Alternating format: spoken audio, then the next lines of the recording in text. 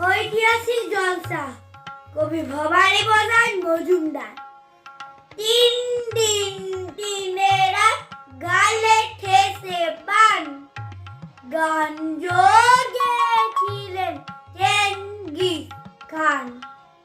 তাক দিন দিন তাক তেরে কেটে ঢিন, তবলাতে গেছিলেন আলাউদ্দিন। টুক টাং টুং টাং টুং টুং টাং, পিয়ানো বাজিয়েছিলেন ইউভেনসান। সারে গামা পাধানিসা হারমোনিয়াম,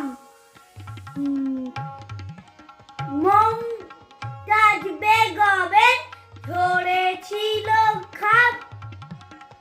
বাদশাহ শাহজাহান বাজালেন ঢোল, 1700 করতাল খোল।